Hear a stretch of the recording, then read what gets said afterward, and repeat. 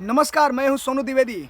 आप सबके बीच में बहुत ही कष्ट के साथ कुछ सोच विचार करके अपना बात रखना चाह रहा हूं।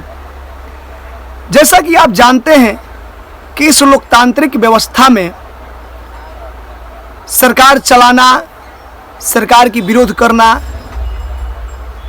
ये संविधान का अभिन्न अंग है। हमारा संविधान इजाज़त देता है कि अगर सरकार कोई भी गलत काम करे तो उसका विरोध हो, अगर सरकार अच्छा काम करे तो उसका सपोर्ट भी हो। लेकिन आज विपक्ष द्वारा, कांग्रेस के द्वारा, आरजेडी के द्वारा, जदयू के द्वारा, चाहे वो उद्धव ठाकरे जी का गुट हो, चाहे वो अरविंद केजरीवाल जी का हो, ऐसे तमाम 26 दलों ने जिस तरह से सदन को नहीं चलने दे रहा है, जिस तरह से सदन को बार बार डिस्टर्ब कर रहे हैं, ऐसे लोगों पर इस देश को विचार करने की आवश्यकता है। मित्रों, मैं भारतीय जनता पार्टी के कार्यकर्ता होने के नाते मैं आप सबसे बता रहा हूं, मैं कहना चाहता हूं कि क्या इस देश में लोकतंत्र मर चुकी है? आज जिस तरह से लोकतंत्र को शर्मसार किया जा रहा है विपक्षी दलों द्वारा, ये कहां तक उचित है?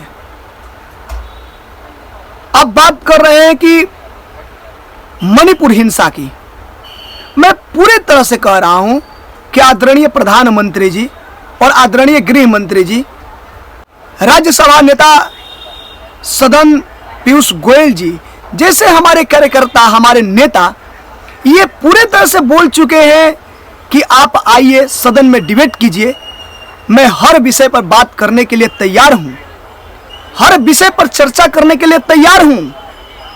पर लेकिन बड़ी दुर्भाग्य की बात है कि विपक्ष अपना भ्रष्टाचार छिपाने के लिए वो चर्चा करना नहीं चाहते हैं।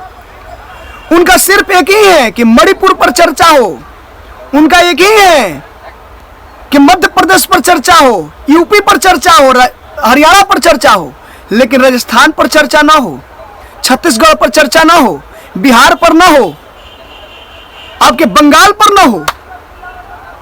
यही इनका दोहरा चरित्र है। आज सारे विपक्षी चोर एकजुट क्यों हुए हैं? आज क्यों लोगों को इन लोगों को ये पड़ रहा है कि मोदी को हटाना है?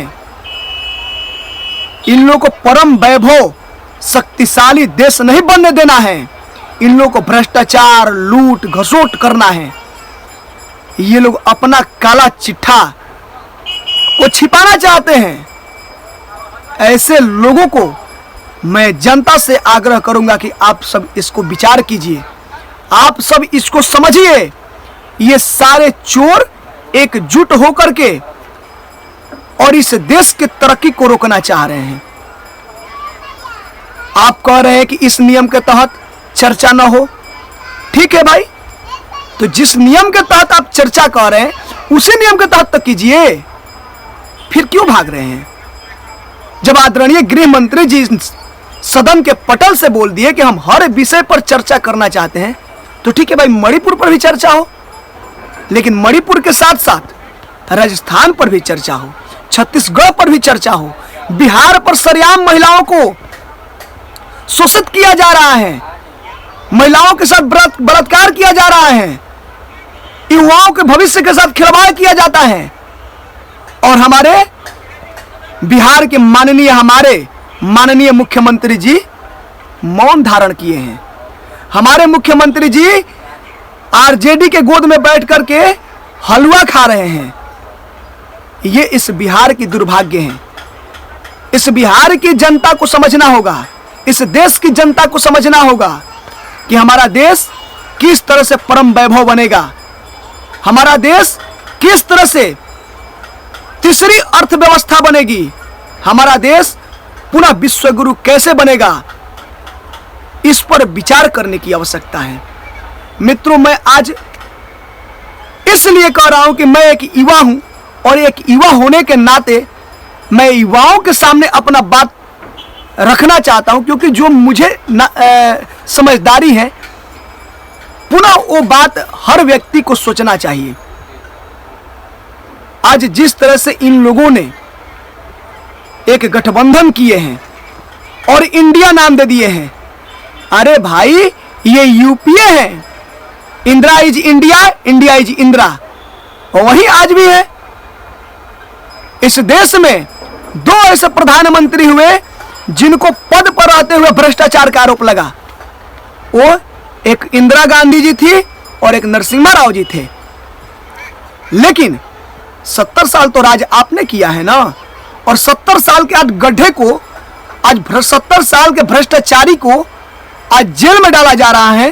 शासन अपने तरीका से काम कर रहा है, तो इन लोगों को पेट में दर्द हो रहा है, क्योंकि सारे भ्रष्टाचार अब निकल रहा है।